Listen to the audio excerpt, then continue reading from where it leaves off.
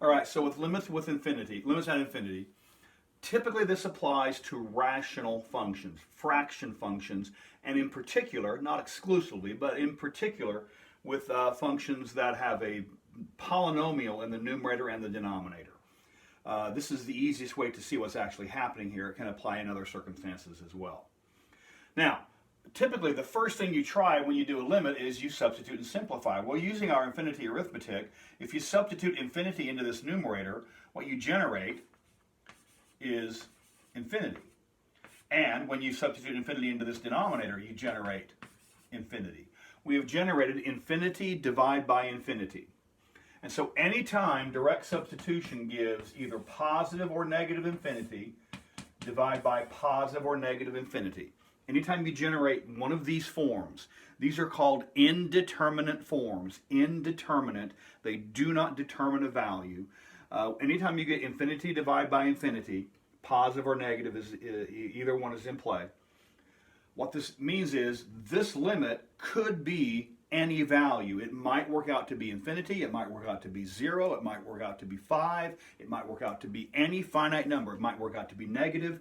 Any value is possible. It depends upon the particulars of the individual functions, and in the individual polynomials.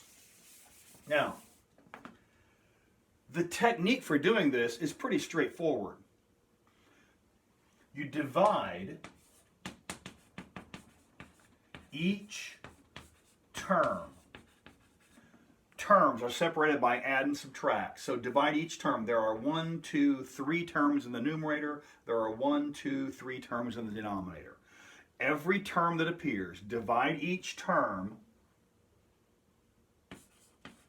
by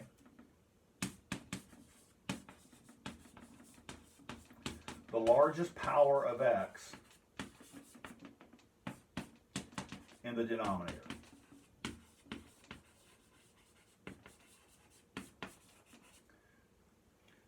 More generally the variable, but we're using x in this case.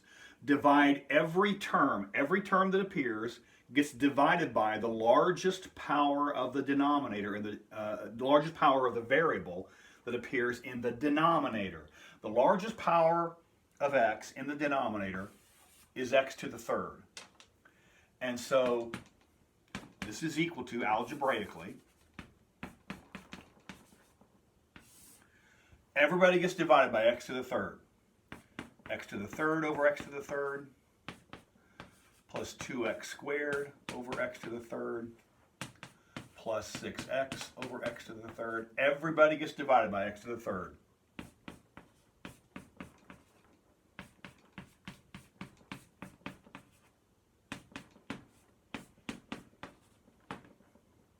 All right. Now, beat that with some algebra stick. So this is a limit. Simplify each piece. This is now 1.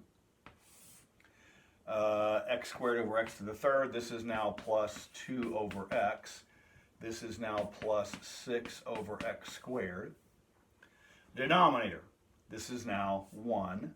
This is now 4 over x squared. And nothing happens here. This is 1 over x to the third. And now we're in the position to use the principle we talked about previously. Remember, the limit as x goes to infinity of c over x to the r is equal to 0, assuming everything is defined properly. And so what we have here is, this is a specific case of that occurrence. This is a specific case of that. Each of these is our specific case. Each is a specific case of that. So these 4 pieces all have limit equal to 0. The limit of the sum is the sum of the limits. And so the way we write this, and anyone who knows what you're doing is familiar with this. This is the way everyone's done this for quite some time now. What we write is, these 2 go to 0. The 1 doesn't. These 2 go to 0. The 1 doesn't. And so this is equal to the limit as x approaches infinity of 1 over 1, and the limit of a constant is the constant. Now, the fact that this one works out to be 1 does not necessarily guarantee that every circumstance works out to be 1. But this is the technique. Divide through by the largest power of x in the denominator, simplify, and then retry the limit. All right, so let's take a look at a different function.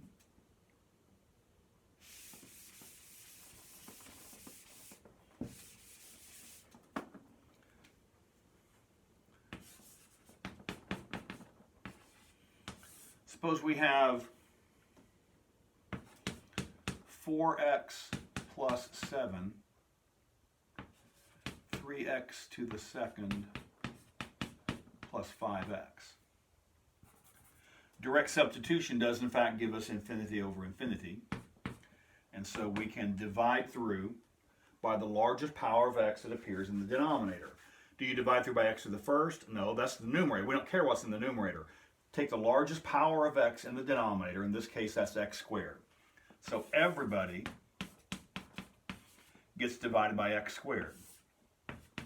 4x over x squared, 7 over x squared, 3x squared over x squared, plus 5x over x squared. Essentially, we're multiplying this fraction by 1, just a specific algebraic form of it. Now, simplify each piece.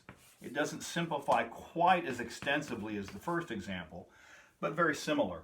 In this case, there's still an x in this denominator, so this becomes 4 over x to the first, plus, nothing happens here, 7 over x squared. Both of these cancel, and then this is plus 5 over x. And again, apply that property. That property gets applied over and over and over again in this technique. In this particular case, this goes to 0, this goes to 0. Everything in the numerator, the entire numerator goes to 0. This goes to 0. And remember, you need to continue to write a limit as x approaches infinity. You need to continue to write the limit notation, the LIM, until you actually evaluate the limit. This process constitutes evaluating the limit. This process. So when you make this process, when you say this goes to 0, this goes to 0, you have evaluated those limits. This is when you may stop writing the LIM. This is equal to the limit. I'm sorry, you may stop writing. That's why I just said that. This is equal to, the numerator is 0, the denominator is 3. 0 divided by 3 is 0. So infinity divided by infinity could be 1, that happened in the previous example. It could be 0, that happened in this example.